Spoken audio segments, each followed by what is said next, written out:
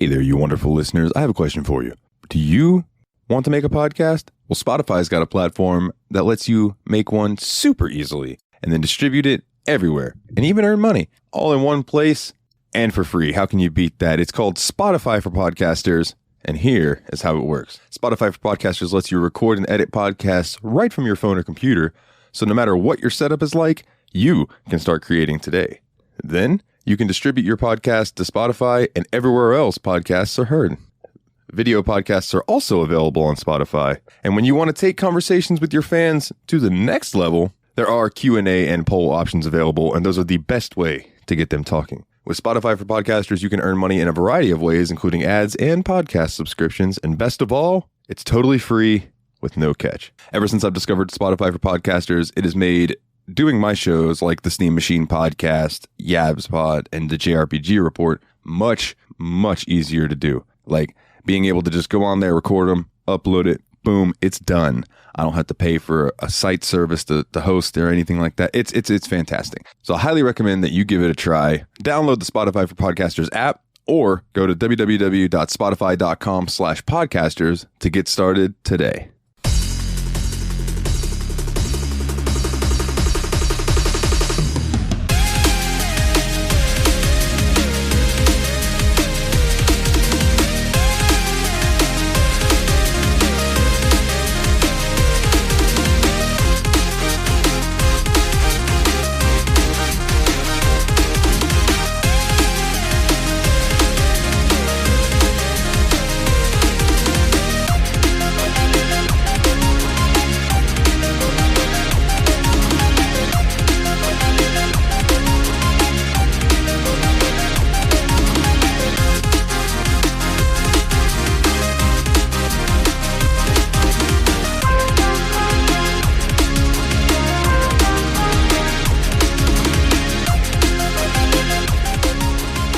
Hey everybody, and welcome back to this week's episode of the Steam Machine Podcast. My name is Dalton, and joining me as always, the Brothers of Destruction and my good buddies.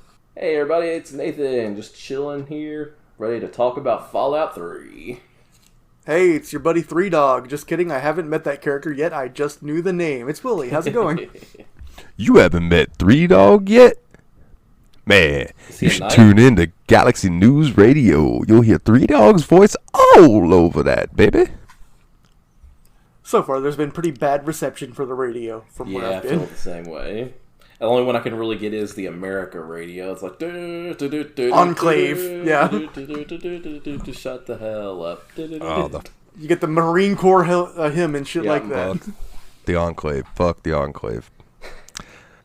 I haven't met them yet, but I was kind of getting the vibe that they were big talk.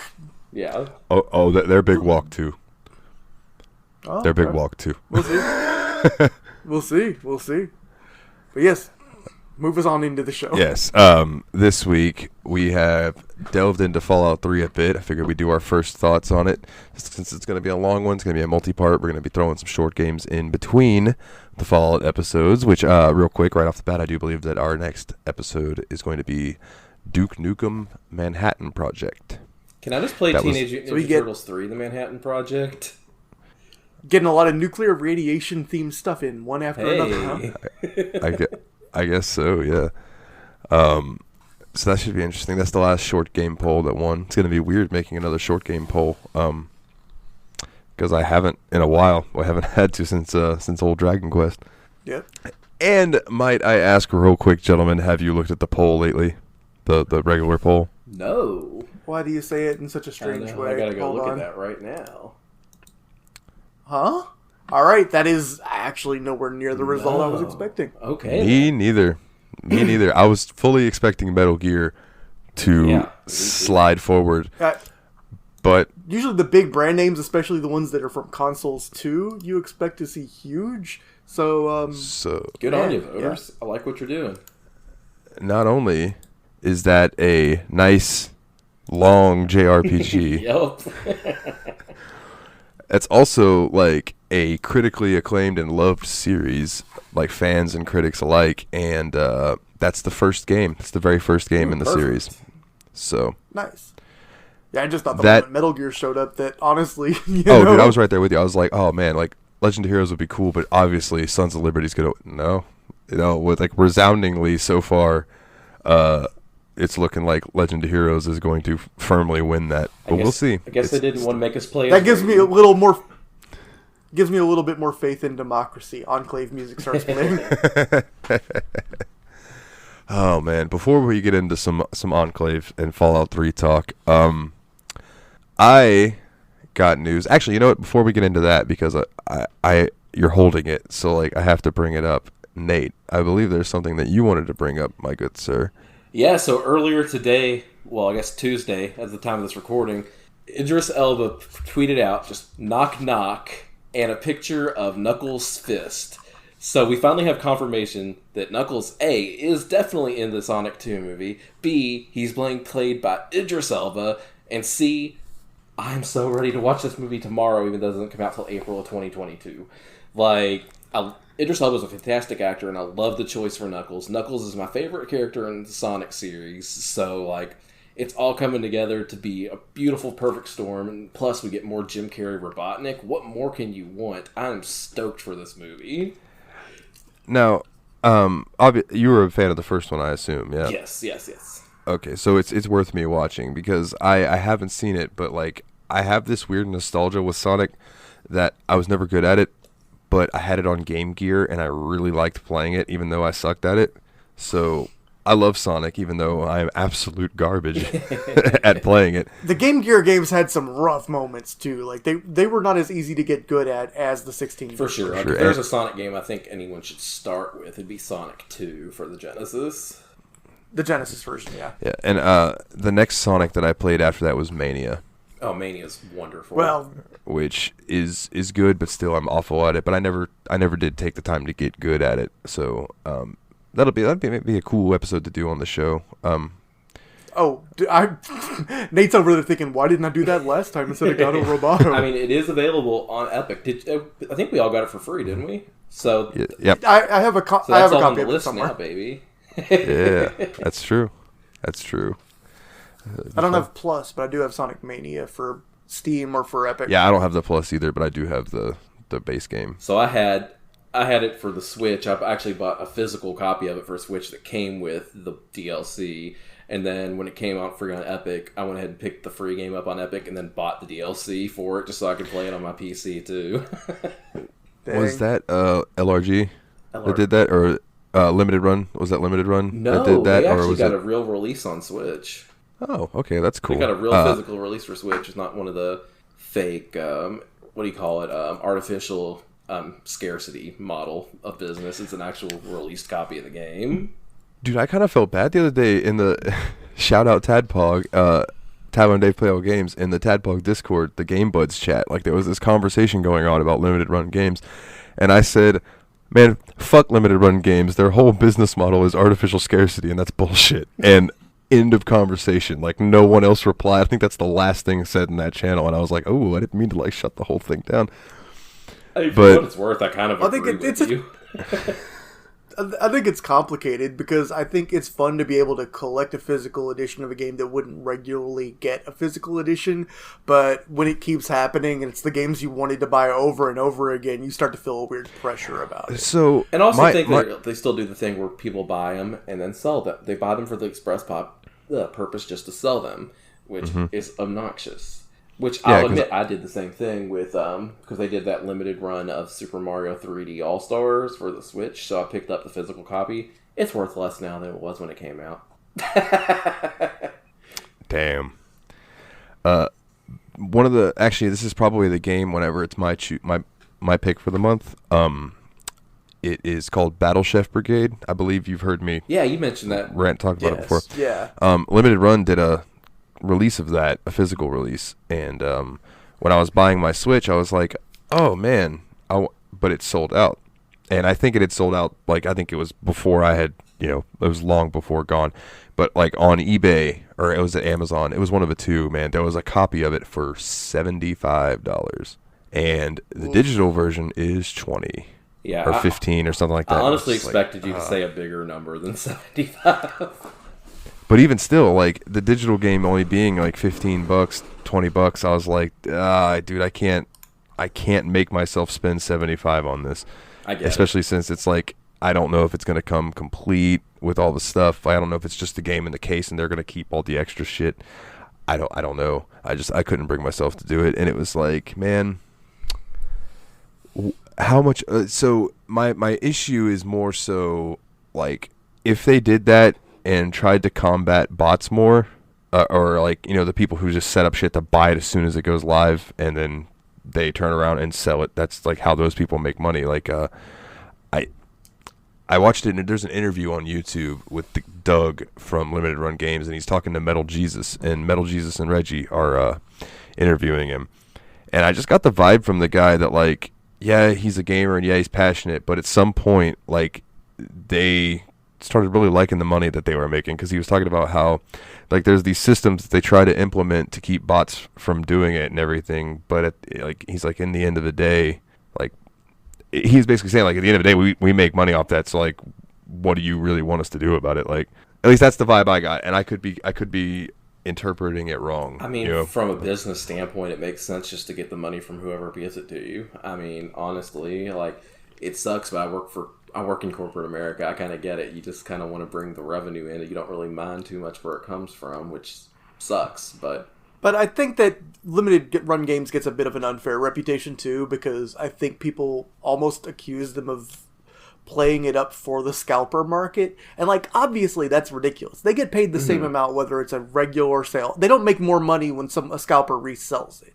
So it's like, it's not a malicious thing. They're doing something that was making a lot of people's dreams come true. It's the fact that it's happened enough times over and over again that, like, now it's become something people view as a commodity. And I think that's a sickness of the consumer society rather than of the producers. And yeah, there are more safeguards they could take to make sure it's less abusable, to make sure it goes to the players that really want the game because they love the game. But I don't know. I feel like sometimes the criticism of the company comes off as a little half-baked too, because they don't make anything else for getting resale. I think that it's not like they're, it's not malice. It's a lack of foresight. I think the scalpers are more to blame than Limited Run themselves. Like, totally. Like, but it just, I don't know. It bothered, like, the whole, we're gonna release this, but we're only gonna release 100. It's, what is it? Was it FOMO? Yeah. I think it's fear of missing out. It's like, I don't know. That's always been sketchy to me. That's all. I mean, it's the same thing as cryptocurrency, but at least you get a physical thing. Yeah. This is true. What was it? They said that cryptocurrency is just a guy's version of, like, the little crystals that girls get. Oh, or the precious moment dolls. Oh yeah, or something. Yeah, it's just like it's like yeah, you have it, and it might be worth something someday, but probably not. That's my NES games, honestly. Yeah, I looked through all of my retro games one day, and I have one game that's worth shit, and it's Phantasy Star for Sega Master System. That's it. Like, all my other ones are like, yeah, because they're all loose. All my Nintendo games are loose, like, because they didn't save boxes. That doesn't seem that much of a problem anymore, honestly. Loose games are selling for quite a lot, as long as they're in good condition. Yeah. Like, yeah, you get more for complete, or you get more for unopened, obviously, but, like, even loose games are going for, like, you got a loose Earthbound. You got because we've had Teenage Mutant Ninja Turtles Tournament Fighters for the NES since we were kids. Yeah. Probably paid no more than $5 for it, and it is the closest game I have now to being worth $200. Wow. Yeah, that's a good bit, dude. That's a good bit. Loose? Loose. Damn. Yeah, just loose. Yeah, see, like, they didn't keep boxes and shit. Like, whoever the NES was, I think it was my dad's. Nobody kept NES boxes back then. It's so rare to find them. All of my games are in really good condition, except one. There's one that has the label all fucked up and stuff, and that is Stanley in the Search for Dr. Livingston. That's the one that the label's half torn off and all fucked up, but it's still a good game, and I still like to play it. You got it from a yard sale, and it's a weird creepypasta game that kills your family if you play it. Man. Oh, dude, did I ever tell you guys that, like, when I started this podcast, there was going to be two things. It was going to be a video gaming podcast, and it was going to be an ARG about me and Ryan being stuck in this machine that won't let us out until we play every game in the backlog of the machine, right? And that idea got nixed. When you did the math and realized there were 10 bazillion games on Steam? No, because at the time, my backlog was only at about 800. And 800 games divided by 52 games in a year is still 17 years of games, roughly, if my mental math is correct. oh yeah, Ryan used to tell me all the time. He's like, well, with this new bundle you got, we're up to 19 years worth of content. I'd be like, cool, man. Like, what the fuck else do we have to do? It's a hobby. The end user playing the ARG is like, I'm never getting these fools out of their damn machine. They're just stuck there. Yeah. And I just wanted to make it fun. I was going to hide things in episodes and things like that. And if you go back and listen to the very first episode, the intro is like, greetings, welcome, come in, come in.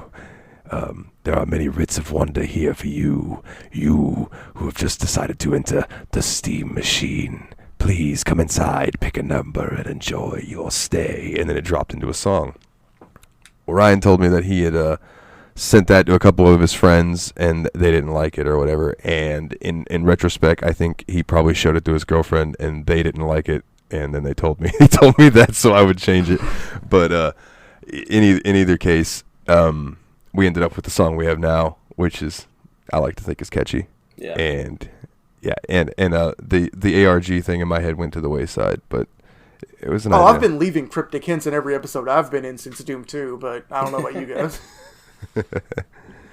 These weird audio signatures that you have to play through a telegraph machine, whatever the fuck I'm trying to say. Anyway, I read about a canceled Power Rangers game that I am now upset because I know it exists. I didn't know it existed, but now that I know it existed and got canceled, I'm upset. It was going to be a co-op Power Rangers game with Arkham-style combat. Like the... Wait, so when would this have been?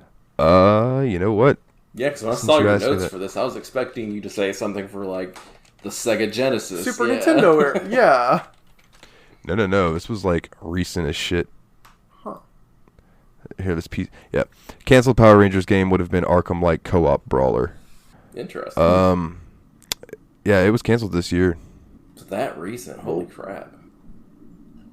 Wait, was it based on that edgy Power Rangers reboot that came out a little while back, or? It could have been because it was. Huh. Okay, no, I'm sorry, 2016. Oh. That's still relatively. Yeah. That's that's not 1994. That's you know. 3. Yeah. He had hoped Bus Devs is an ambitious open-world co-op that captured energy, teamwork, and the history of the franchise through a fresh lens. Basically, Arkham Rangers. But yeah, it got canceled, dude. So, have either of you ever played any of the Batman Arkham games? Nope. Briefly, but not not at any length. Okay, so there's two things that I have to say about the combat in that game is that it's fluid. Yeah. And it's meaty. And what I mean by meaty is when you punch somebody, like, it feels like you just punched the fuck out of somebody. You know, some games, like when you hit them or like you shoot a gun, it kind of doesn't feel like there's any kick, or like you punch them and there's kind of no reaction. No, if you crack somebody in the face in Arkham, like, they're going to react and it's going to make a sound. It's going to, you hit them. Yeah, because I remember watching Pulse actually stream one of the Arkham games, and it looked pretty freaking cool. Yeah, I love how, like, the mooks and stuff react with, like, fear. You can see their heart rate go up and stuff. Like I don't know. You get to do a lot more Batman than just punching guys Batman or just gadgets Batman. Like, it feels like you can play the game in a bunch of different ways. But this started my mind rolling about, like, what I would do for a Power Rangers game, because I was a huge Power Rangers mark growing up. Loved them. To this day, I will still watch Power Rangers. Like, shit holds up in a nostalgia, it's so bad it's good kind of way. I like, just randomly, I like watching the original Power Rangers series that I used to watch back in the day and seeing where they would edit in Super Sentai and then the American stuff. Like, it was a vast, like, the camera, anytime you saw Rita Repulsa, she was some Japanese lady who was speaking in, you know, the native tongue and being dubbed over. And I never noticed that as a kid, but now, oh my god, it's so obvious that she is, like, super dubbed over. And, like, most of the enemies and stuff, but then it's like they'll show the I'll say like the white kids like doing their thing, and I can't say that because there was a Black Ranger, and I think Yellow Ranger, the Asian girl, lady. the Yellow Ranger Asian. So the American version, I'll say then. They would do their form, and it would show them turn into the Power Rangers, and then it would cut to the fighting. But the fighting was actually from the Japanese show. You call it the American version, but wasn't the Pink Ranger Canadian?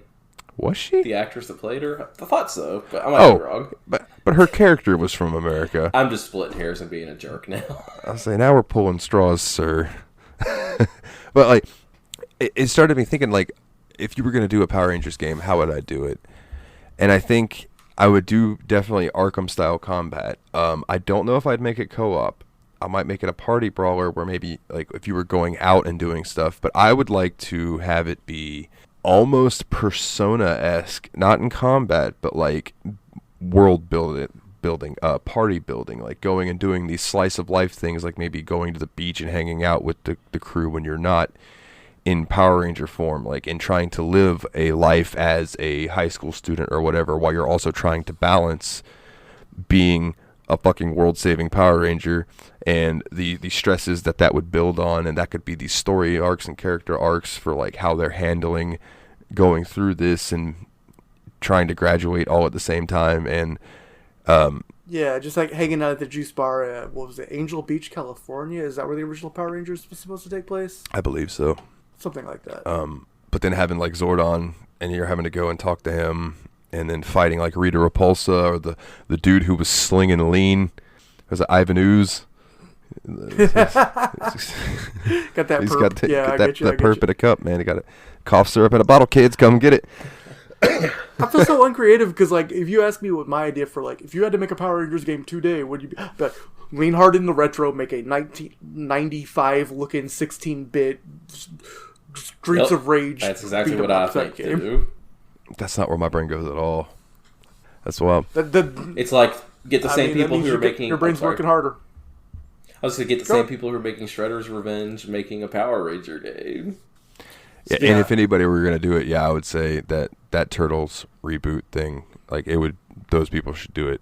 But especially if we can get Mike Patton from the Power Rangers theme. But dude, I think you take Power Rangers, hand them to the studio. Was it Rocksteady that did the Batman games, I believe? Hand it to them, let them fucking do it. And I think it would be great. Obviously, they probably wouldn't do the slice of life stuff that I'm talking about. That's just my own fantasy type thing.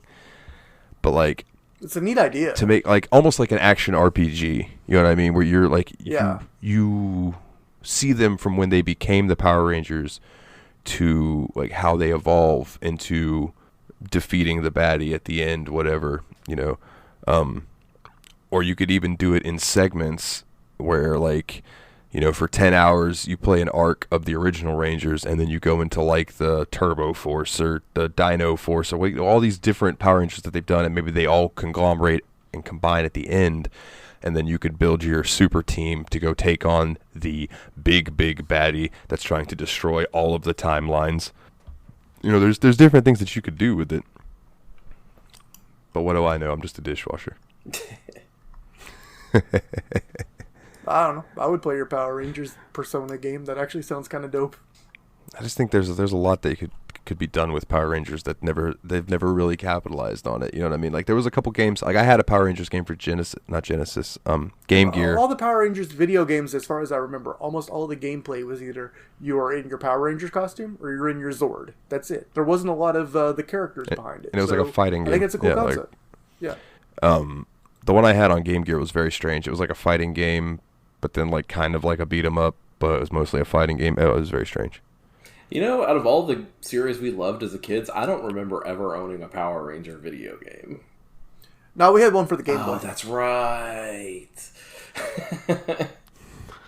It wasn't very good. It wasn't as good as like the beat 'em ups for the 16-bit consoles. Man, I had a Game Boy Color, and I had my Game Gear. And I definitely liked the Game Gear more, but damn, that thing ate through some batteries, son. Notorious for that. Like, and I didn't have very many games for it either. I had the shitty Batman game that no one likes. Was it Batman Returns? I think. Forever. Is it or Batman Forever? Yeah, that one. The one where you couldn't figure out like how to do anything. I never got anywhere in that game because I just couldn't figure it out. I had that. I had Power Rangers. I had Sonic 2. Sonic and Tails. I think it was Sonic 2. Sounds like it. Yeah, for the Game Gear. And then I had Lion King, which was also hard as fuck. And I think that game still... Isn't that game notoriously hard? I feel like Lion King was had slight differences on each platform, but I'm gonna guess that like Sonic 2, it was probably a scaled down version of the Master System port, so it probably was like harder to see where you're going, what you're doing. It wasn't as good looking as the 16-bit versions. Yeah, there were some people, I think I've seen videos on it where they're like, all these parts that you did on Super Nintendo that you thought were like really fucking hard, they were like, good luck doing it on Game Gear because you've got like a quarter of the screen and you can't see half of the you're just blind jumping to the next branch to swing on and stuff. It was rough. Yeah, that's one game I actually have for both the SNES and the Genesis. It might be interesting to do a comparison to see how they feel against each other. That would be cool. Yeah, there's a stream idea, man. Yeah, there you go. The King of Lion Kings. So, gentlemen. It sounds like a wrestling pay-per-view or something. The King of Lion. King of Kings. Oh, the King. Whoa. The Lion King of Hold Kings. on now. The King of Kings is Triple H. Behold the King. It's time to play the game. The King of Kings. Yeah, that was one of his new entrance songs. Bow down to the King. It was another Motorhead. Gonna guess it didn't get as over as the game, because that was like easily the song. The only thing that came close to the game entrance was My Time. My Time was good. My Time was good. I think, dude, Evolution's theme was even better than My Time, in my opinion. Okay, I'll allow it. I will straight just put that on a CD and listen to it in the car. Like, that is legitimately a good Motorhead song. Like, and it was Motorhead not trying to do like the speed metal type stuff. Like, they slowed it down a little bit. And if I remember, I want to post in the show notes, even though we don't have show notes, but it would be on the website, which would make you want to go there if you want to see what I'm talking about. It's the steammachinepodcast.wordpress.com. And if it's not there, then you could click this little button on the website called Discord. Come join the Discord, and I might remember to post it in there. But the video of Motorhead playing the game, and while Triple H was coming to the ring at WrestleMania. Oh, when they did it and live, Lemmy just didn't remember the words. Did not know the song whatsoever. It's so fucking fun. It's all about the game and how you play it. It's all about the game and how you play it. It's all about the game and how you play it. It's all about the game, and how you play it. Lemmy was in full. I got my patient mode. Yeah, he's probably about 3 bottles of Jack in. Yeah. But yeah, that. So we always bring it back around to wrestling. I love it. Oh, speaking of, real quick, you boys were WCW guys. I need to ask you a very important question. Why am I dreading this one? Why was Goldberg so popular? He wasn't. Because he burned out pretty quick. He wasn't as Roman Reigns badly pushed as possible, but there was already piped in chants pretty early on where they were trying to make him look bigger than he was. He still was closer to getting organically over than a lot of guys because he always kind of looked really big, but fans, especially in like smarkier towns, burned out on him pretty early. He was still the biggest like homegrown prospect at the time, short of Diamond Dallas Page. But it was a combination of they pulled the trigger too fast and then pulled away from it too quick too, because the way he lost his first match was abysmal and hard to recover from. And then when they tried to make him a villain, that completely didn't work because he just did not have big villain energy. He was one of those. I will say though that if you go back and watch that match where Scott Hall hits him with the cow prod taser thing, Kevin Nash pins him. When that 3 hit, the crowd on their feet cheering, like they were so happy Kevin Nash won. It was the wildest thing. With the undefeated streak, like it was something they pushed and they did not have a good exit from.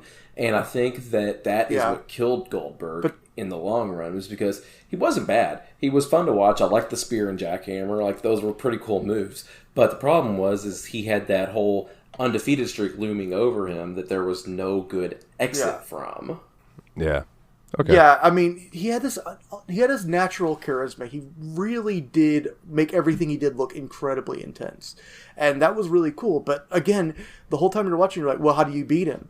And when the answer starts to look like nothing, you start to go, oh, well, the only way he's going to lose is bullshit.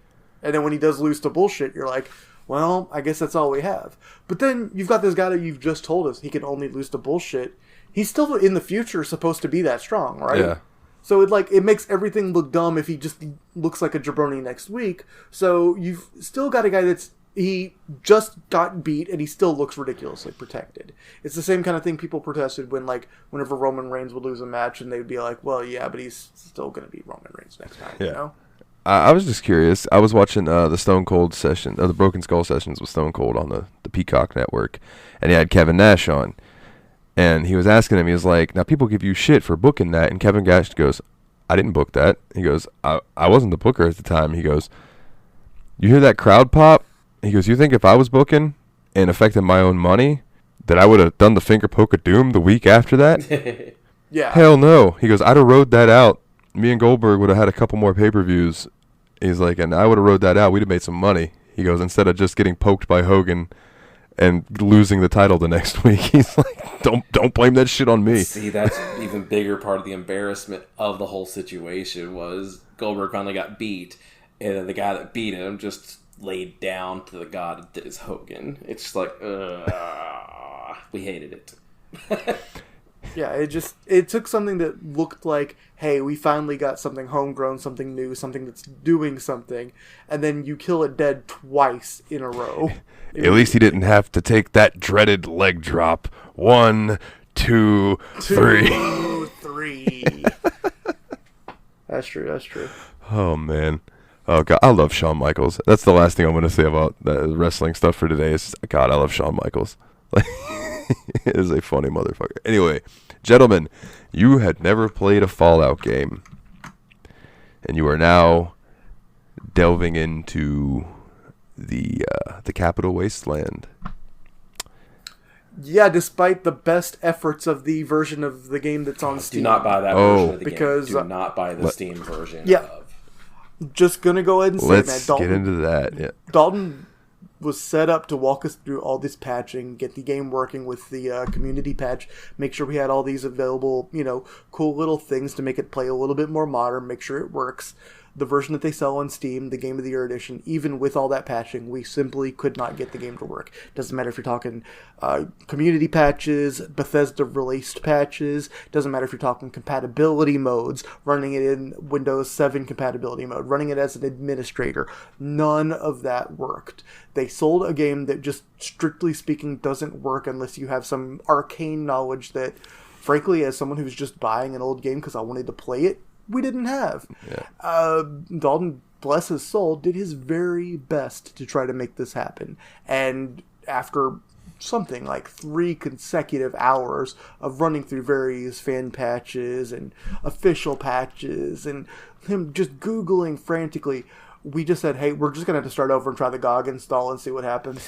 Yeah, so the issue is, and I feel bad because I knew about this and had forgotten. Or at the beginning, I would have told you to get the GOG version instead.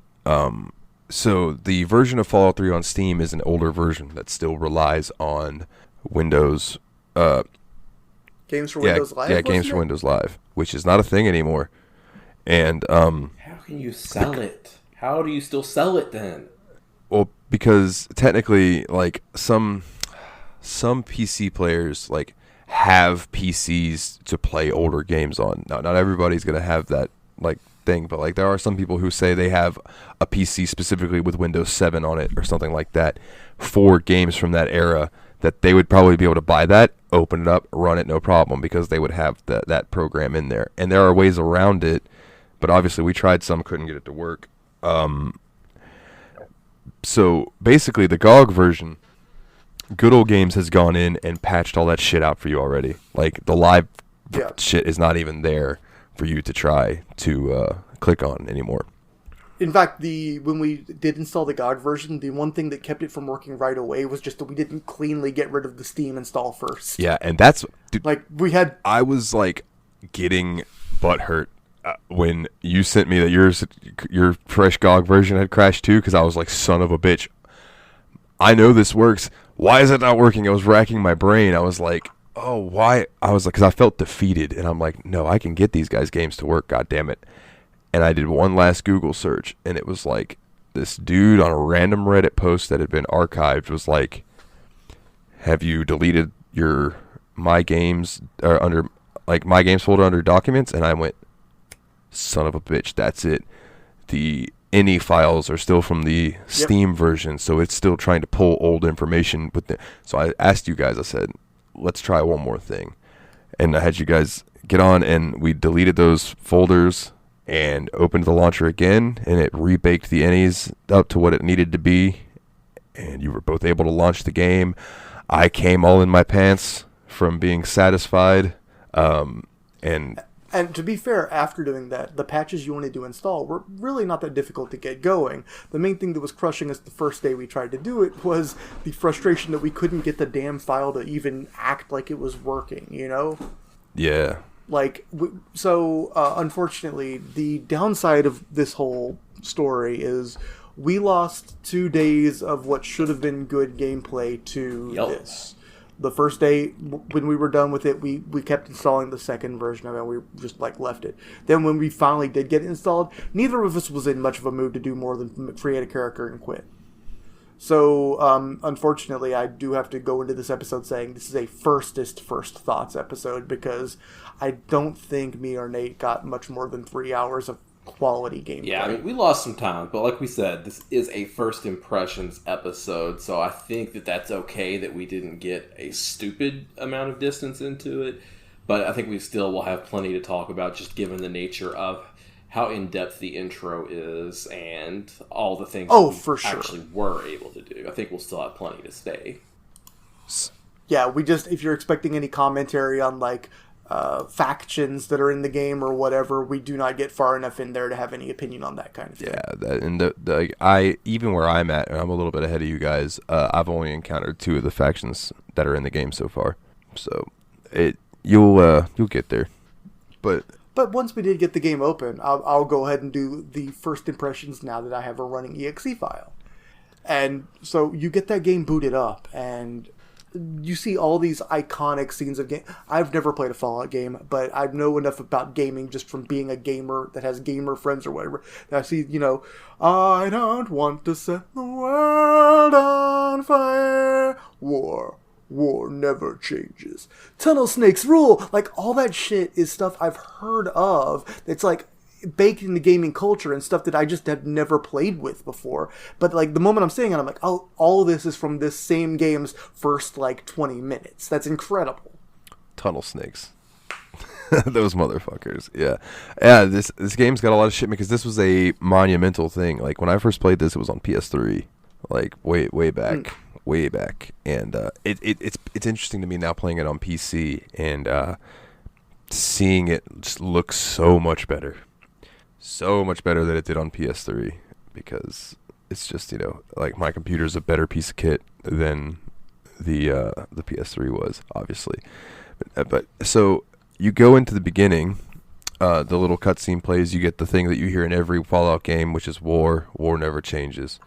That is the tagline for the Fallout. So in every Fallout game that we play, in the beginning, you are going to hear that war never changes. Now, fun fact, the dude who narrates that whole thing in the beginning, that whole, the narration, Ron Perlman. Ah, that's a good pick. Shit. Yeah, like, he's the man. And he does that for 3, New Vegas, and 4, I believe, if I remember correctly. I don't know about 1 and 2. That's nice. I've never played 1 and 2, but so you start off as a wee little baby. You come out your mother's womb. I don't know why I did that in a British accent. But you come out your mama, you see your dad's character, and that's where you name your character. Oh, we've lost Nate.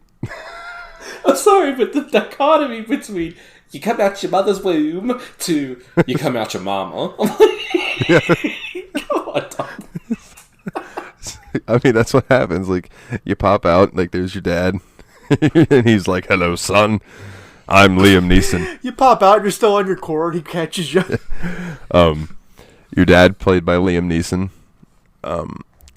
That's awesome. I didn't catch that. So y'all were trying to hint that there were some major voices in the beginning of the game, and I didn't pick up on either Perlman nor Neeson, but that is awesome. Yeah, and that's where you name your character. He's like, "Oh, honey, what should we name him?" and that's where you just type in whatever. What did you guys name your characters? Nathan. Willie. I think I named mine. Mine Dalton. So look, there you go.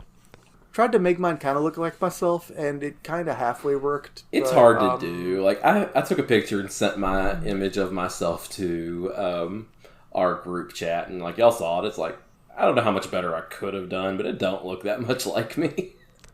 So one thing about the creation in this game is the sliders kind of wrestle back against you. Like if you drag one to an extreme, the other one's kind of all kind of medium over a little bit. Like if you try to make your jaw width like super wide, it's like, well, I'm gonna make it a little less recessed so you don't create a monster. And it's like, what if I wanted to create a monster? Well, this You isn't. created a monster. This isn't the Monster Factory. But nobody wants to. But actually, even Monster Factory couldn't get that much of a spooky looking character out of this game. Like they did do a Fallout 3 episode, I realized, and it wasn't even a character whose image I remembered at all. Yeah. So I usually don't try to make myself like in games. I never even, like that thought never even crossed my mind to do it in Fallout 3. Like my go-to in like all of the Fallout games, the Elder Scrolls games or anything is like long hair, dark hair, beard of some sort, and buff. Or like slender, because I usually go like sneaky-esque type characters. It's like an anime twink. Not far off. More like, I'm trying to think of a good anime character too. Like, I don't want... Sorry, you're just reading in my head now, or writing from Metal Gear. Perfect. Picture him with like a dark ponytail, like almost like I've got like... Which, it's weird that like nowadays I have dark hair, because like when I was a kid, this shit was blonde. And it's just, it's gotten dark brown over the years, but...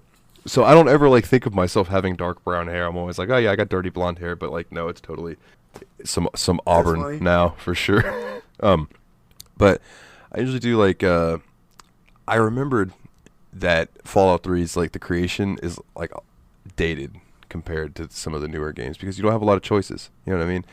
And that's where mods come in. If you wanted to add some mods in to have more hairstyles, more facial hairstyles, that type of thing.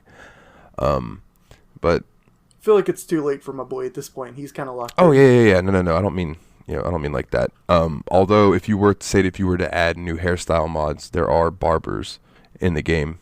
Come to think of it though, I felt like you got more choices in terms of like facial hair and haircuts than anything else. Like most everything else you were picking from a list of 4, but there were like 50 different facial hairs with hilarious names. Yeah, the Lincoln. Like the Sputnik and all these like different things. The ladies' man, the man's man. The man's man. Oh man, yeah. That's one thing I want to say right off rip is that this game's good at making you laugh. Like the writing in it is quite good. Some of the quest like dialogue options and things like that, they're gonna make you giggle for sure. Also, this game is also scary as shit. Have either of you been scared yet? No. I'm gonna be honest, skulking around in a couple of like kind of ruined-ish areas and hearing like red scorpions, or the first time a super mutant popped up at me and I'm like, oh, that guy is way too big. That's just a lot. See, I haven't seen anything like that yet as far as like the freak mutations. Like the things I've seen have obviously been like the rad roaches and then the naked mole rats. Yeah, the big mole rats. Vicious and dog and enemies like that. And stuff like that. So I haven't seen anything that's like too out of this world disgusting or anything. Wait till you see a centaur. Those things are out of fucking like H.R. Geiger's nightmare. Like, like they're creepy as fuck. So I have had plenty of times in this game already where I was been far more scared than I was playing Blair Witch at all. And I know we keep harping back on that, and it's just it's the point of reference we have right now. It's a joke now, yeah. But it's like the one horror game we did do that was supposed to be a horror game and not just horror / something. But I feel like the horror in this game comes from like the isolation and the unknown. Like you're in like, so say you find an abandoned vault. Like I haven't found one yet. I know there are, but I haven't found one. So say you found one, but like, you're wandering around and you're like, what the fuck is in here? You know what I mean? Because you can hear things moving around, especially if you're like wearing your headphones and stuff. Like it's really good audio quality. And you turn a corner and there might be a fucking ghoul there might be a super mutant there, and if you're not sneaking around and they can hear you, and then you gotta hide, and you might be low on ammo, and it's like, oh shit, what am I gonna do? or you might be low on health if you're a melee build, and you're like, fuck, like, this is gonna get hairy. Like, this game has a good way of introducing fear in different ways, I suppose. Like, there are some jump scares, but they're not intentional jump scares. It's just like, you'll just be standing there and all of a sudden a fucking enemy will walk around the corner, be right in your face, and you'll be like, yeah, fuck, where did that come from? You immediately go into VATS just so you can gain your composure. Which, nice for you to have that reflex, because I keep forgetting VATS exists. I use it a lot. I even use it against not... like the little baby crap monsters, like the naked mole rat. I was gonna ask you guys, how did you feel about VATS if you use it much? It's very helpful in 3. I feel like as the series progressed, VATS became less useful. I feel like it's helped against human type enemies like raiders and super mutants and stuff. I've enjoyed using it, but like I don't know what I'm supposed to be attacking on, like a red scorpion, for instance. So it's just like I'll just hit the highest percentage. That's all I ever do is I shoot at whatever's got the highest percentage. Cool. At least on those. Like on humans, I try to aim for the head. Or fun tip for both of you: when you're fighting super mutants, like say one's got a rocket launcher or a minigun or something like that. Oh, aim for the weapon hand? Shoot them in the arms. Yeah, shoot them in the arms. It'll cripple their arm, and they'll drop their weapon. They can't use it anymore. Good. And they'll have to pull out a one-handed weapon, or they'll come up and try to just fist fight you, and then you can just take a shotgun and introduce their head to the sky. Yeah, I ran into one with a missile launcher, and once he was too close that he felt like he couldn't missile anymore, he was actually kind of feeble hand-to-hand. Just kind of beat him to death with a lead pipe. Man, you also have a lot more extensive combat experience in this game than me. Cause like, I guess the way that I approached the game when I first got into it was like, you were saying stats were very important and to spec into the things that you think you'd enjoy to use the most, more so than anything else. So I've, like, whenever, beginning of the game, you know, we were doing, where you do that little kid book thing and it lets you pick all your stats, and then you do the GOAT exam and it gives you, like, what your GOAT job is, and it lets you pick like your areas of expertise or whatever if you go talk to the teacher. So like I decided pretty early on like I wanted to go with a melee type build. So I spec'd into melee, speech, and explosives.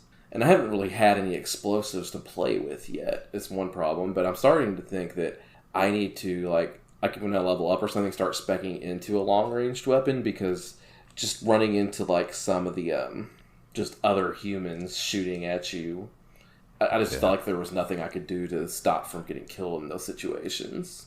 Yeah, I'm using a lot of small guns, but I'm also noticing I run out of ammo pretty easily, so I think it's never going to be fully easy. Right, you know? But I'm just trying to see, like, what is the strategy as far as, you know, combat, because that's something I've been struggling with so far, because I just run up and hit people with my baseball bat, but that only works so much. Yeah, so I spec'd into small guns, which basically affects everything normal. Pistols, rifles, shotguns, that kind of thing. They're all considered small guns. You have your choices, though. You have small guns, you have explosives, you have unarmed, melee, energy weapons, and big guns. My recommendation always goes to small guns, because you're going to find a lot more of those than you would opposed to the other ones until you start dealing with the Enclave and stuff, and that's when you're going to start finding energy weapons. Yeah, but like if you run into human raiders, they tend to be dropping a lot of ammunition and damaged but usable weapons in the small. So am I kind of screwed with the way I built my character out in the beginning? No, not really. No, the things you chose in the beginning just give you a boost to those stats in the beginning. Yeah, you can still use a small gun, too. It's not like there's anything keeping you from shooting things with a pistol. You'll just be a little worse at it than someone with 15 more points. As far as specking, since you guys are still low level, the perk system. Mm-hmm. There's gonna be some perks that you're gonna want to keep your eyes out for. There's one, I don't remember the name of it. I don't remember the requirements for it, but if it pops up, it might be like, not comprehension. That's for... There's one called Comprehension that you'll want to take eventually, that every time you read a skill book, it'll give you 2 points instead of just 1. But there's another one that you can take it 3 times, and each time it gives you a 10% experience bonus. So you can end up getting 30% more experience. That's why I'm like level 15 already, is because I have those 3. Plus some other ones. But like there's stats like Nate. There's one called Gun Nut, I believe, that will give you bonuses towards small guns and repair, and that's really two important skills. So it would boost that up for you, almost like if you would have clicked them in the beginning. It's literally what I've taken every level so far. I've got 2 levels in Gun Nut. And then there's a couple other ones that'll pop up that are very helpful. Say, I know there's one that makes melee weapons do more damage. So like every time you swing your bat, it'll do more damage. If you're swinging a bat, or a knife, whatever your melee weapon choice might be. But then there's also ones that I think it's called Commando, where like your rifle shots do more. But you said you use VATS a lot, and there are skills that spec into making VATS better, where like every consecutive shot will make the percentage of hit go up. There's one that both of you should get. I always get it. It's called Mysterious Stranger. And it's a completely random chance, but when you're in VATS and shooting at something, if you don't kill it, there's a percentage chance that this dude called the Mysterious Stranger will show up. And he's just like this guy in an overcoat and a hat and sunglasses, and he pulls out this pistol and shoots whatever you're shooting at and kills it in one shot. Odin from Final Fantasy VIII. Basically. It's basically, and it can come in handy. He has saved my ass before. But yeah, there's just a bunch of different perks that you could want to do. So don't feel like you're fucked because you're really early on and you're going to be able to put points wherever you want. So with that being said, I should still concentrate on just a few separate things, not try to evenly distribute things. So like say I want to be able to do melee, small guns, speech, and explosives. Those should probably be the 4 things that I really throw everything down into. Yeah, but eventually, because there's another perk that will give you more points every time you so every time I level up, I get 21 skill points to distribute instead of the 15 or whatever it is. I think starting off, and it's because I've taken those perks, and I will dump them. Like my small guns is at 100 already because I was dumping points into it. So you'll be able to max out a couple and then start adjusting other ones. Cool. I would definitely recommend getting your repair up some, your science up some, and your lockpicking up some.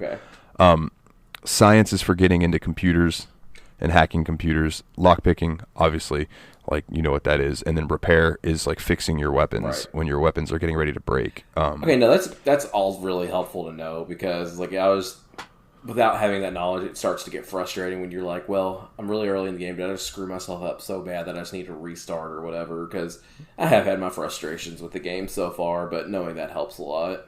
Yeah. And not to metagame some, but there's a certain thing you have to do in Megaton that takes some repair and science. Disarming the bomb. Skill. Yeah. I was able to walk in there, and the dude's like, well, if you can go disarm that. Yeah. And I was able to just walk over there and click it and disarm it because I already knew that, so my skills were already where they needed to be. Nice. Getting back to it, when you're coming into the vault after you've created your character and it's your 10th birthday. I believe it's your 10th birthday that you're having.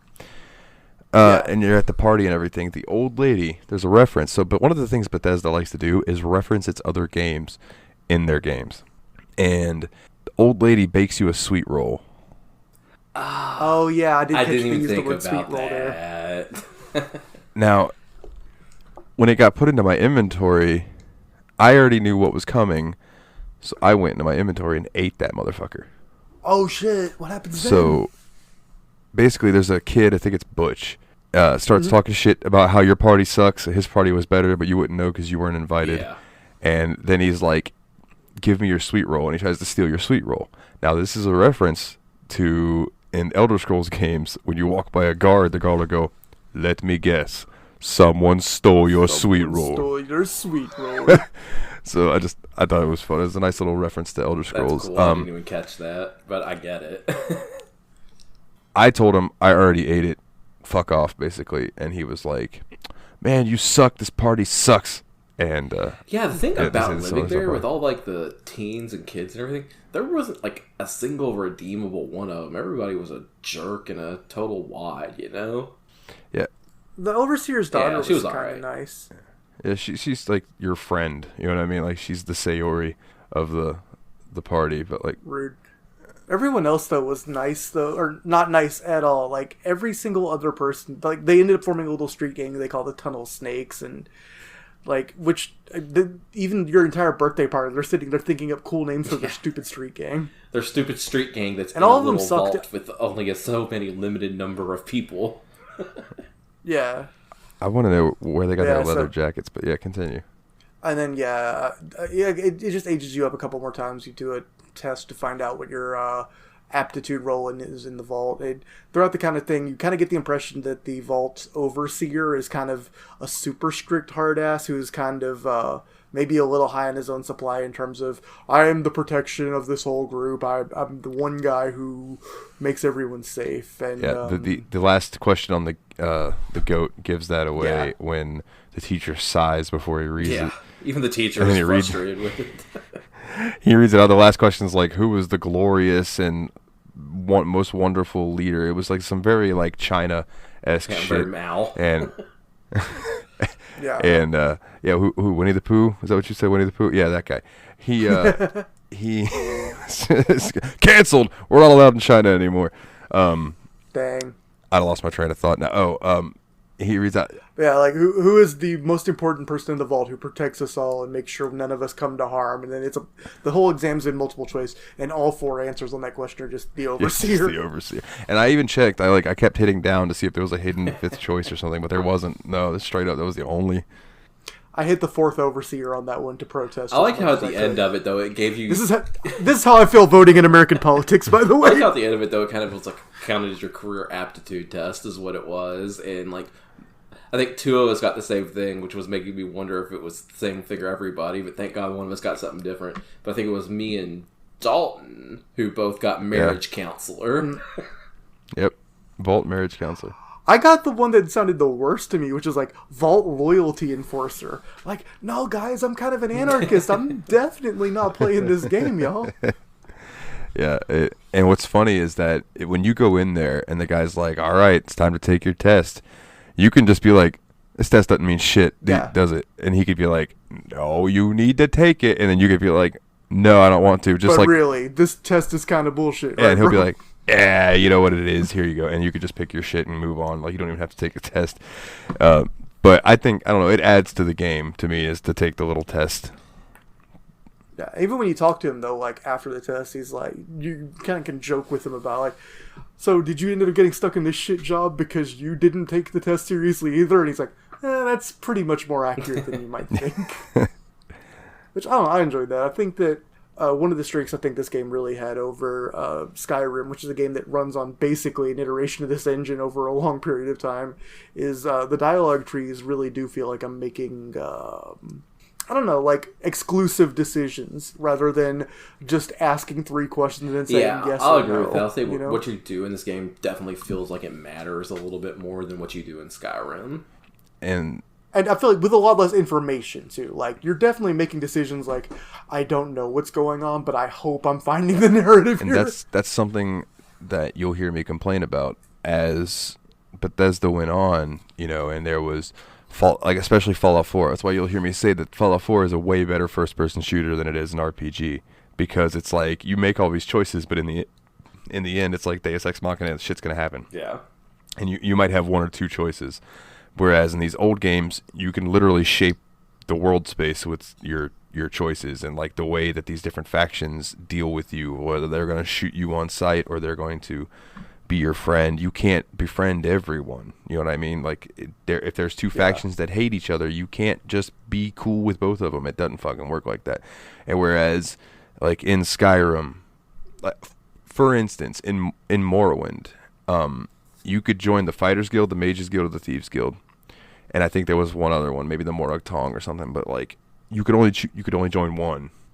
In Oblivion, you could do them all, and in Skyrim, obviously, you can do them all. And like, that's the thing is like, it's kind of gotten to where they've gotten where you can just become these super powered jack of all trades, master of all trades in the newer games, whereas in these older ones, like especially in like Fallout 3 and Morrowind, you have to, that's what I was telling you, like, you know, kind of figure your character out and spec into that, then worry about other stuff, because it's going to matter in even like speech checks, like there's things that if your speech isn't high enough that like you're not going to be able to pass speech checks, so there might be things that you miss out on because of that. But in that instance, you might have a higher, say, sneak skill. So you might go and steal something that's way better than something that somebody could have gotten from a speech check. Yada yada yada, back and forth. It's just, it adds replayability to the game. Yeah, and I've noticed in my playthrough already that like my speech, like there's like percentages that show up that are essentially, you could tell that if your speech was higher, you'd be better at this or whatever. And so it's pretty cool being someone with a high speech, talking to somebody and seeing that little percent come up and being like, oh yeah. I got this in the bag. What's really depressing is when you have one that's like 98% and you click it and it fails and you're like, oh. Yes. The speech checks in the game seem to be one-time lockouts too, so like I feel like a lot of times I should just leave dialogue trees if I get a speech check option, because it's like 30%, but maybe one day. Oh, not even quick save, just come back to it later when I feel like more confident. I was going to say, you can always save scum till you pass it. I don't feel like that's how I'm playing the game this time. I'm just going to do it. Oh, no, yeah, I know. But like I feel like my character's archetype, what I'm feeling right now is that he's kind of doing favors for people, but with the expectation that people are going to owe him back one day, So like he's a high karma good guy, but he's definitely going to be listening to people and figuring out who he thinks is and isn't bullshitting him. And then the ones that aren't are the ones he's going to basically try to outline. Yeah, the way I'm kind of playing mine's kind of like a dumb jock, good old boy, but love it. But doesn't really like authority too much. Nice. That's a good one too. So you're like you're very from the Dukes of Hazzard. I was thinking Stan from American Dad if he didn't work for the government. He literally works for the government. I was going to say if he didn't work for the government, like then he works for the Stonclave. So I'm definitely going to be anti-Enclave through this entire playthrough. Yeah, because I already get the idea that they're basically the ancestors of people who worship American symbolism without understanding the values. I mean, you get that. Like, not to move too far forward, because I still want to talk about more stuff in the vault. Yeah, but you get that literally the first conversation someone has. Yeah, because there's a character, and I'm so upset that his name is Nathan. Nathan, yo. But let's go back to the vault, because we got the beginning of the vault. You're born in the vault. You were born here. You're told you will always live here. No one leaves. No one comes in. Whatever. Then on your 16th birthday, I think, after like 6 years after that happens, then we get to the last major vault thing. And so what happens this time is your friend, I've already forgotten the character's name because I'm a terrible person, but the overseer's daughter comes waking you up out of nowhere and is basically telling you like, hey, something's going on, you got to get up real quick. And as it turns out, your father has up and left the vault, and people are dead because the overseer did not take this very nicely. Yeah, and now they're after you. So she's like, take this pistol and get out of here. And like I was the nice guy. I was like, all right, so like I won't use this pistol unless I have to. And she was like, good, I'm glad to hear that. So there are 2 or 3 different things that happen as you're leaving. One that I forgot to do is that she ends up in some trouble. And you can either save her or just keep on keeping on. And I kept on keeping on because I didn't see her. Yeah. Yeah, I didn't see that either, but she showed up at the end. Yeah, so. And I did apologize to her at the end. I was like, look, you told me you wanted me to leave, like, so I was leaving. I didn't see her. She's like, all right. Oh, she might have died in your game. Like, legit. Whoops. Were you approached by Butch? Yup. I'll tell you about my experience with Butch. So, Butch comes up to me and is like, man, you gotta help my mom's, man. My mom's being attacked by these rare roaches. And I was like, okay, so go deal with it. It's like, no, I can't. It's dark and there's rad roaches. I'm like, you're scared of the dark? And he's like, mostly just the roaches. And so I'm like, all right, I'll go save your mom. So I go back there and I kill all the rad roaches, save his mom. And then he's like, oh, thanks, man. You're the best friend I ever had. And I'm still mad about my 10th birthday. So I beat him to death with a baseball bat in front of his mom and steal his jacket. Oh, my God. That's amazing. You know he gives you the jacket, right? Like, he was going to give you the jacket. I got it the way I got it. That's how the slicks rule. That's I was feeling some kind of way about him, dude. One of the first times I played, I told him, like, yeah, I'll save your mom, and then he ran off. And I was like, where'd he go? So, like, his mom died because I was just like, I don't know where the fuck he went. And but nowadays I just like chased him down and found her and then killed her. And then he's like, dude, thank you so much. Oh my god, I owe you. Here, take this. And he gives you the Tunnel Snakes jacket and everything. And then he fucks off. And I don't even know if you ever see him again. But I have no regrets. You make your way out of the vault and like. So what was y'all's first like impression being introduced to the world space? Like when you left the vault and you were like, oh fuck, this is what it looks like now, huh? Like, you're not gonna like my answer. Okay. Save and quit. Literally, I saw that. I'm like, I have no idea where I'm going next. Nope. So that's the end of day 3 of me owning this game. Day 1, we couldn't get it installed and working. Day 2, we got it installed and working, but I was tired of messing with it. Day 3, got out of the tutorial and left. So I did kind of wander around a little bit when I got out, and I was just kind of like, not too inspired by the landscape, because it looks like what you'd expect after a Fallout type of situation. So it was like, nothing shocked me about it, but it was pretty... Yeah, at that point, you wouldn't have got to, like, DC landmarks and stuff. And so, in, like, the first place it's really easy to see coming out is Megaton City. So, like, you're kind of just drawn to go there first and foremost, which I think Megaton City is pretty cool. But, like, as far as the overworld, even what I've seen so far, I haven't really been super, like, yeah, this is cool. It's just been kind of like, it just kind of looks like generic desert at this point. Yeah. I think you should do Moira's mission because it will actually take you into something that looks a little bit more like the outskirts of Washington itself. There is going to be... so one of my gripes with this game, and it's only because of its age, they had to do it to probably help with world space loading and such, is that like when you get into DC, the different areas of DC are sectioned off by metro tunnels. So like... you're going to be going through metro tunnels a lot to get around the inside DC itself. I didn't get that far yet, but I did feel like I had more of a feeling of this is the ruins of the real world inside of the first area you go, the supermarket that she sends you to, compared to if you go on the mission that Rosa, somewhat the lady that sends you off to Arifo. Lucy. Like. Lucy. Damn, I'm bad at names. Lucy West, yeah. Lucy West. She sends you off to... Oh, go ahead. Sorry. No, go Lucy West. Not to give away too much of what that quest has to do with, but her name is an Easter egg. She is based on Lucy Westera, who was, I believe, the best friend of someone in the Dracula story. Oh. Huh. Yeah, That's Mina neat. Harker. Yeah. Because a couple of the names have been literary. The bartender in Megaton is called Colin Moriarty. Mm-hmm. When you get the house in Megaton, your butler's name is Wadsworth. Nice. Which is also that is not even a spoiler because I saw there was a house that's literally called Empty House in the city. Yeah. So I figured that is like the Whiterun Thane house. Yeah, you pretty much. Yeah, once you do some things in the city, the deputy dude will give you the key to that house if I remember correctly.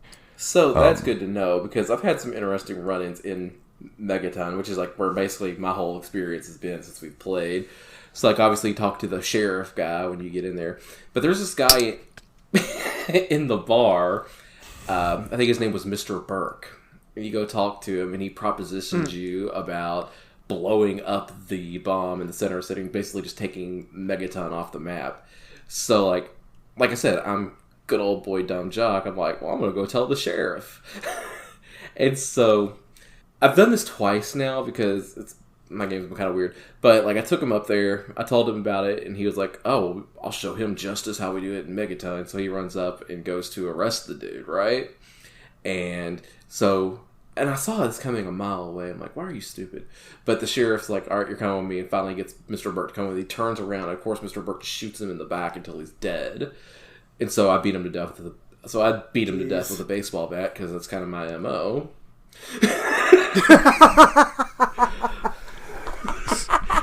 So I did about 80% of that. I'm going to be honest with you. I literally told the sheriff about it. He's like, are you serious? I'm like, well, he might have been kidding. And then he didn't take it seriously yeah, let's after go. that. So We're going to go get him. Let's go get him. So I kind of had to reload my game from there because I died, and I just like, well, I don't want the sheriff to be dead, so I'm just going to rewind back past the point. It's that's so part of me's wondering, like, well, what if I just go up there and just kill Mr. Burke before he gets arrested?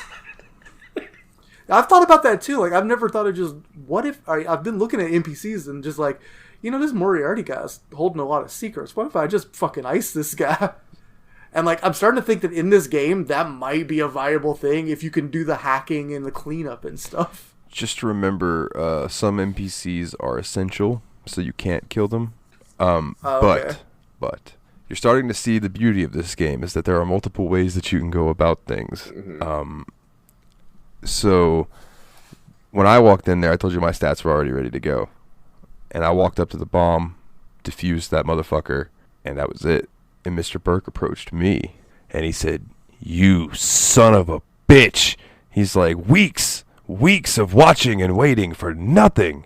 And all this stuff, and he just like talked a bunch of shit, and he left. Now, would you guys like to hear the other side of that quest? Because I have done it from the other side, where I have blown Megaton up. That was what I did on PS3. Yeah, let's hear it. Huh. Yeah, because So- I'm definitely going to be on the Megaton preserving to be there. I Megaton like drip. Megaton. So, Yeah. so especially because I got the impression that that Burke was either a rich asshole or a Fed, and either way, I don't like him. So I kind of wanted to not do his job. So he works for a man named Alistair Tenpenny. And Alistair Tenpenny is the leader of Tenpenny Tower. Tenpenny Tower is this place that you'll find eventually, I promise. It's a giant fucking tower in the middle of nowhere. And you can go inside, and there's like a bunch of rich people and stuff that live there. Can I bring a nuclear bomb to there? You know what? Don't tell me. Don't tell me. So when you side with him, he thinks Megaton is an eyesore because out his balcony, where he stays at the very top of his tower, he can see Megaton and he doesn't like it.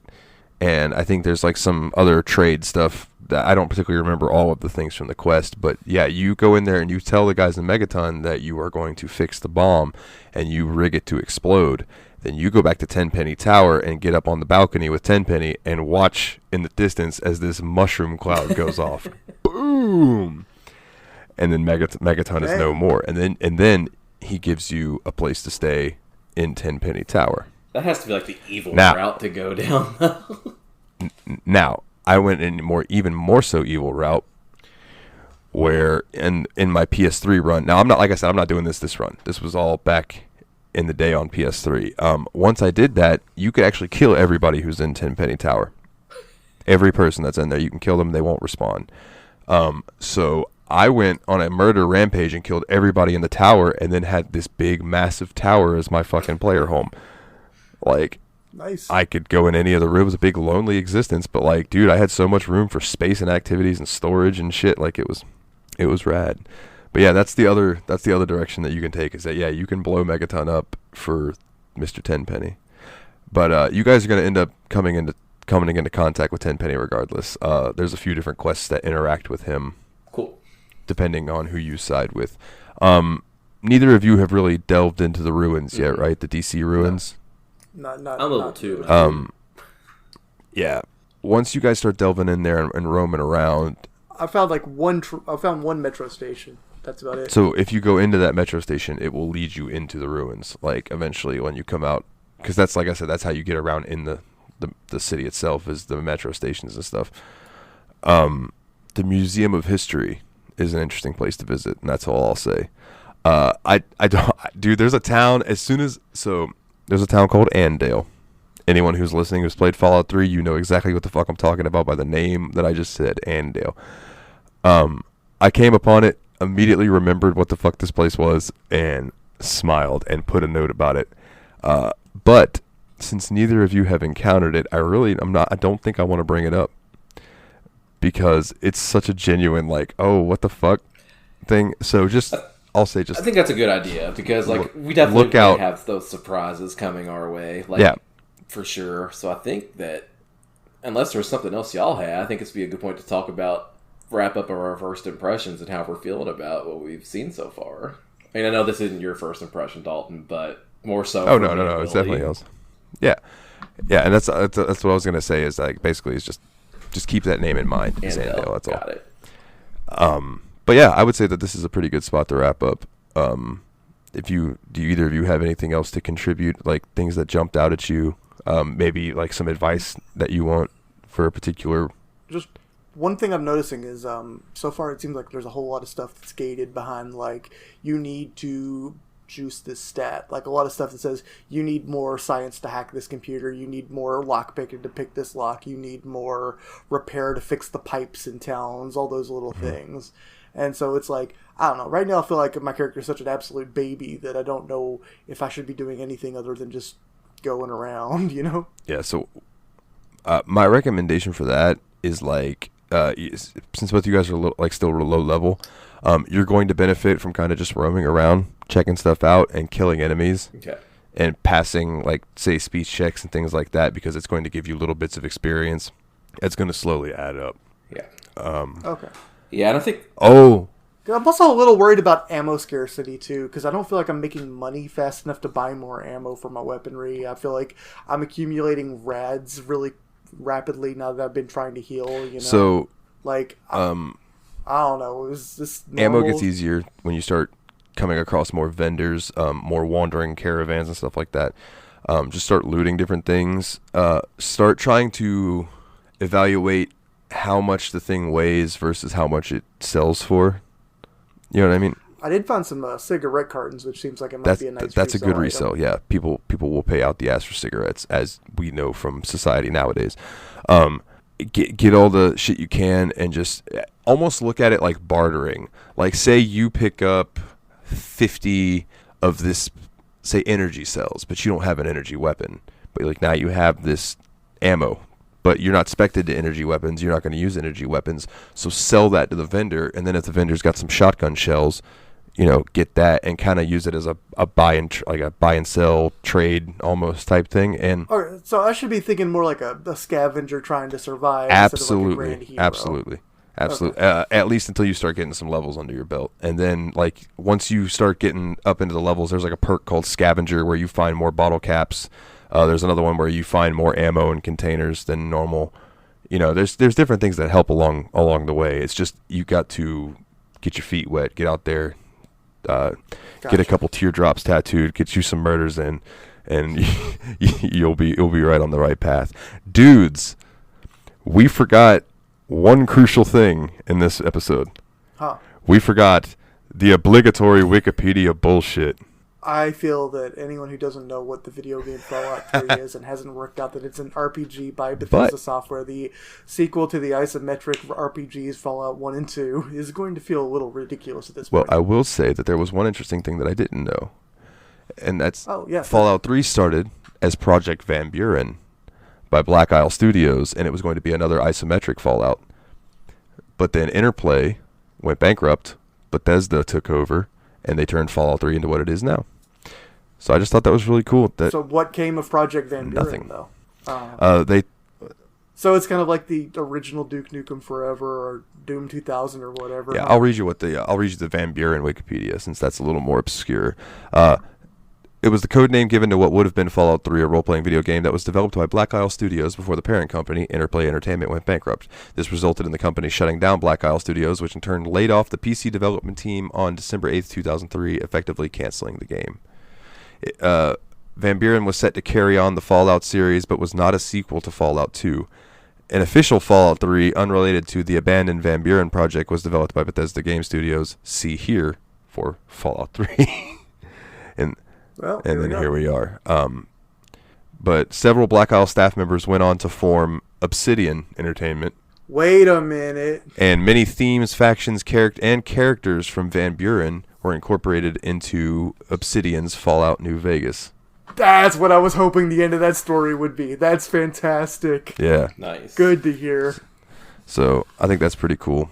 That's why I'm always like, when I see an Obsidian game, I'm like, yeah, those guys know how to write. So I'm always all in. Obsidian's good shit. But yeah, man, I think we'll end it there. And the next week we'll be doing some Ducus Nukemus. and that should be hopefully relatively fun or entertaining. I don't know. It's a Duke Nukem game I've never played before, so I don't even know if it's a third person, first person. I don't know. I'm pretty sure that's one of the FPS expansions. It's not like one of the 2D ones before Duke Nukem 3D. Word. Well, I will say this: if I can't get it to work, you just want to do Downwell. Man, I hope we can get it to work, but I wouldn't. Yeah, we'll figure something out. Because we'll talk about it off air. So, anyways, if you would like to support the show, you can go to patreon.com/thesteammachine podcast. Go over there, donate $1. You get the show early, and you get to hear our extra bullshit in the beginning before we let the music play, as that one band says. Whoa, whoa. If you want to, there's a merch link. You want to go get some merch. You want to get a nice t-shirt with the Steam Machine podcast logo on there, you can. There will be an updated shirt I need to do tomorrow, if I remember. Put up the new logo on a shirt up there, and I'm thinking about doing some album covers, like just from my music as shirts. Cool. And throwing them up there too. Why not? Make it a one-stop shop for anything D-money, as they call me at work for some reason. And yeah, man, so there's also links on the website, steammachinepodcast.wordpress.com, where you could find our Twitch channels, and the most active one of the three of us is Nate. So Nate, go ahead and plug your Twitch stuff, my sir. Yeah, you can find me on Twitch and Twitter at Turtle Bearman. It's the handle. Stream retro video games for the most part. Mostly NES. Have been playing some Super Nintendo games lately. Gonna get to Genesis soon. We'll get there. But yeah, it's a good time. Come hang out and have fun. Yeah, it's been a big boon for the channel that hasn't quite come out yet, but I found a couple of old 16-bit games laying around my parents' house a couple months ago, and gave them to Nate, and I don't think he streamed any of them yet, but man, there's going to be a few extra ones in there. I know he's looking forward to future streams such as Super Castlevania 4. Yeah. I don't want to spoil all of them, but there's some cool stuff in there. I know, and you've got your few that I bug you to stream eventually. Eventually. Just because I want to see somebody else try to play some of these games that I played growing up. Like I have one, the Wrath of the Black Mana. Damn, that game's hard. Just like things like that. I'm just like, it would be interesting to watch somebody else try to play them when they used to kick my absolute ass when I was younger. Let's see what else. I remember the Patreon. I remember the website. I remember the Twitch stuff. We should throw the Discord. It's on the WordPress, but I should remind everyone that the Discord is where we vote for the next game that's going to be played. Currently, the upcoming game is going to be Duke Nukem Manhattan Project, and we're going to be on Fallout 3 for at least one more episode, so the next vote may not come up anytime soon, but still worth hanging out. We have a bunch of fun channels. We got, you can send your favorite quotes from games and screenshots from games. You can just chat with us. Recently, we've been talking a lot about our experiences with Fallout 3, but also the voice acting in it. Some No Man's Sky. Like we were talking about the 5th anniversary of No Man's Sky. Yeah. Which, God, I love that game. Also, there is the short game poll as well. So like you will get to vote on the games like in between when we're doing the long games. So that's another pool you can dip your toes into if that's your type of thing. Yeah, come join the Discord, man. We'd love to. I think the most recent join was Dark Aries still. After him or her, they, I don't know. So they, we did have one join. So if you want to be cool like that bot that tried to sell us essay writing, come on and join the Discord. That was the most random shit to me. Listen, essay bot, you and me can put 500 words against one another. I'll come out on top. I am the cream of the crop. I can kick your ass, essay. Hey, essay! I kick your ass, Eddie Guerrero. Whoop it. Oh, God, I love Eddie. I've been watching that lately. That Lie, Cheat, and Steal. China. Mamacita! Like, it's good, such good shit. Man, Eddie, I loved him in WCW, but he really, truly came into his own at the top of the card in the WWE. Can't even argue that. Yeah, for sure. Let's see. Oh, iTunes reviews. I would love if you would go over to iTunes and leave the show a little rinky-dink 5-star review. That'd be great. We're sitting at 9 5-star reviews, and I appreciate the 9 people who have done that. Now, if we could get about, 100,000 more, that'd be cool. But we could start by getting 1 or 2 more. And if you would like to go over there and throw us a 5-star review. Let us know like what you think of the show. You got any questions, comments, concerns, anything like that? You can either like leave them in the review, hit us up on the social medias. You know, you can just go to Facebook or Twitter. I think it's on Twitter. It's Steam_podcast. You can tweet us there, or on Facebook, you just search the Steam Machine Podcast. We pop up. Send us a message. You know, if you've got questions, comments, concerns about our mental health, anything like that. Anything that you need to talk about, even if you just want to message us and be like, yo, is this game on the list? If not, can I recommend that maybe you check out? And dude, if you've got recommendations, I will gladly look into it. And if it's like something that I think that we would enjoy, dude, I'll fucking chuck it up on the list, man. It doesn't matter to me.